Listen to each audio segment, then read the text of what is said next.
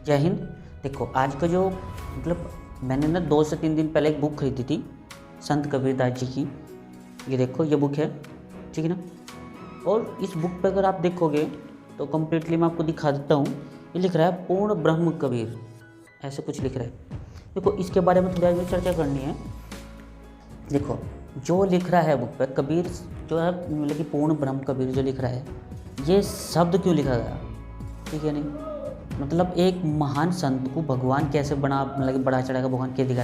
देखो जो ना मानते हैं ना, उनकी भावनाओं को आहत करना मेरा कोई मकसद नहीं है, लेकिन ये एक ऐसा टॉपिक है जो मुझे चर्चा इस पर जरूर करनी है 1 मिनट के लिए। जैसा अच्छा लगेगा वो मान लो, जिससे नहीं अच्छा लगेगा तो इग्नोर कर दो, कोई प्रॉब्लम। देखो इस पर लिख रहा है पूर्ण ब्रह्म, और जिस बुक के अंदर पढ़ेंगे ये भी बोलते हैं, जिन्होंने बुक छपी है उनकी बात कर रहे हैं, वे क्या बोल रहे कि इनसे बड़ा कोई नहीं है, ब्रह्मा विष्णु महेश वगैरह करके।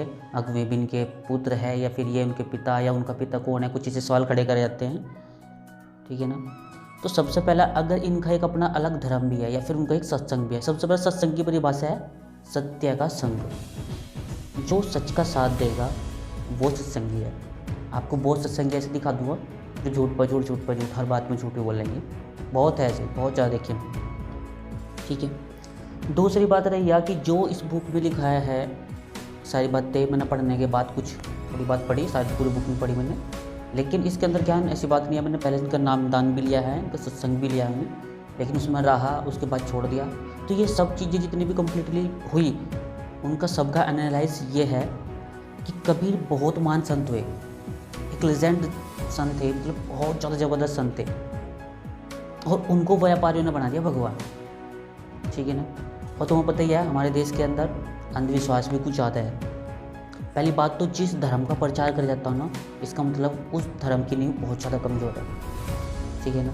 और ऐसा सोशल मीडिया पर बहुत मिलेगा, धर्म का प्रचार करने वाले बहुत मिलेंगे। तो जिस धर्म का प्रचारों का ध्यान रखिए, उस धर्म की हमेशा नींव कमज़ोर होगी। दूसरी बात रही है संत कबीर को इन्होंने क्या बना दिया भगवान, जबकि उन्होंने ऐसा कहीं नहीं बोला कि मैं भगवान हूँ। अपने शब्दों में कैसे, जो इनके दोहे देखने को मिलेंगे ना, उन्होंने भी खुद कह रहे हैं, शायद दोहा सही ना बोल पाऊँ इसके लिए माफ़ करिएगा, लेकिन जो बोलते हैं ना, गुरु गोविंद दो खड़े काकू लगे पाए, बलहारी जी गुरु आपनू गोविंद ये बताए। क्योंकि मतलब ये बोल रहे हैं कि मेरे गुरु और भगवान मेरे सामने खड़े हैं, मुझे बताओ कि पहले पैर किसके लेने, पैर किसके छूने हैं, ठीक है नहीं। उसमें कुछ व्याख्या जब कंप्लीटली करे कि यही है कि गुरु ने ही भगवान से मिलाया तो गुरु के पहले पैर छूने चाहिए, कुछ ऐसी व्याख्या भी करी गई है, वो इन्हीं के द्वारा करवाई थी व्याख्या। उसमें उन्होंने भी कहा कि भगवान सामने खड़े, जो इनके गुरु थे रामानंद, उनके बारे में मतलब उनके लिए लिखा है, उन्हें डेडिकेट कराया, मैं नहीं जानता इस बारे में, लेकिन उन्होंने बताया कि गुरु और गोविंद यानी भगवान और गुरु दोनों सामने खड़े हैं। या अगर भगवान इनके सामने खड़े हैं तो इसका मतलब ये खुद भगवान नहीं है ना। अरे ये तो संत थे, इनके ऊपर जो पावर थी, यानी जिन्हें मान्य थे वे भगवान थे। अब वो से बोलेंगे अब इनके ऊपर भी कबीर थे, है ना। तो देखो व्यापारी जरूर बोलेंगे ऐसा, ठीक है ना। मेरा मानना है ये बहुत बड़े संत हुए, ठीक है। और सत्संग का मतलब सच का साथ देना, सच का साथ दो, ठीक है ना। पाखंडी बनने से कुछ नहीं होने वाला, कुछ भी। जो पावर है, जो एनर्जी है वो तो है। मैं इस बात पर ना कोई बहसबाजी करना कि भगवान वे हैं, जो है वो तो रियल में है, ठीक है ना। उन्हें प्रूफ करने की कोई ज़रूरत नहीं है किसी को, इसलिए बोल रहा हूँ। और जिस धर्म का प्रचार होता है, फिर कह रहा हूँ, उस धर्म की नींव ही कमज़ोर है, ध्यान रखिए इस बात का, ठीक है ना। संत कबीर जितने भी उन्होंने दोहे लिखे हैं ना, उनके अगर दोहे पढ़ोगे, जो ये बुक छाप रहे हैं ना आज अपना बिजनेस करने के लिए, ठीक है ना, तो इनके दोहों को क्या बना दिया गया आज के टाइम में, व्यापार ये कर दिया। इनकी बुक छाप रहे हैं और धड़ल्ले से बेच रहे हैं,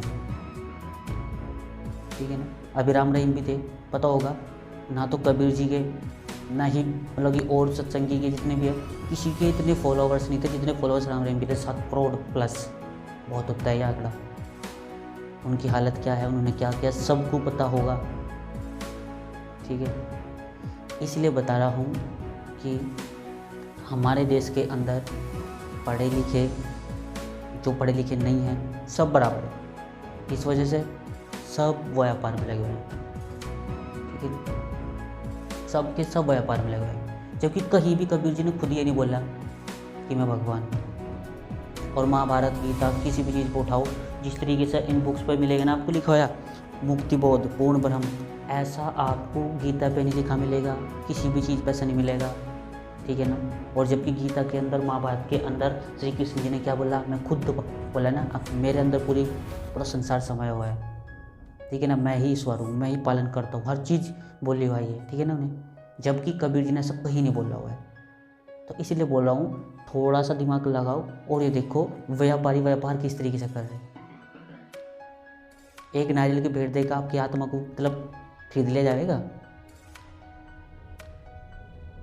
ये कहीं नहीं जाने की, हम जन्म देंगे इस तरीके से खरीद लिया जाएगा कहीं। तो सोचने की थोड़ी बहुत बात है। जिसे ना मानना मानते रहो, जिसे जो करना वो करो, मुझे कोई मतलब नहीं है, लेकिन थोड़ा सा फैक्ट के लिए देखो, हल्का सा, बस वो आपको सोचना है ना। सिर्फ इसलिए कि सत्संगी तो बने फिर रहे, माँ बाप को बाहर काट रखा है शादी होने के बाद, इसीलिए बोल रहा हूँ। माँ बाप की तो सेवा बिल्कुल भी नहीं हो रही है। और बहुत से फिर ज्ञान देंगे, उनको मंदिर में जाओ, माँ बाप की पूजा कर लो, वही मंदिर है। ये सिर्फ वीडियो में बताएंगे, रियल में नहीं करते होंगे, ठीक है। गलत का विरोध करो, अगर गलत आपके माँ बाप भी कर रहे हैं ना, तो उनका भी विरोध करो, छोटे चाहे छोटे स्तर पर करो, लेकिन करो, गलत का विरोध करो बिल्कुल। गलत का विरोध करना बिल्कुल सही है, लेकिन शादी के बाद तो ना भाषणबाजी इतनी करेंगे, ऐसे सत्संग के पीछे पड़े रहेंगे और परिवार का बिल्कुल भी ख्याल नहीं रखेंगे, क्योंकि मोह माया से दूर रहना ना, मोह बच्चों का और माया पैसा। और 10-10 रुपये वहाँ जाकर चढ़ाओ आप, उनके पास भंडार भर रहे, वे मोह माया से दूर नहीं है, आपको मोह माया से दूर कर दिया। अरे सबसे पहले ऊपर वाले ने आपको जिम्मेदारी दी अपने परिवार की, सबसे पहले परिवार संभाल लो। अगर आपको किसी के प्रति मोह है ना, आपको किसी के प्रति प्रेम है, मतलब यार ये मोह माया जो नाम लेते हैं ना, इन्हीं के 3 से 4 अफेयर मिलेंगे फिर,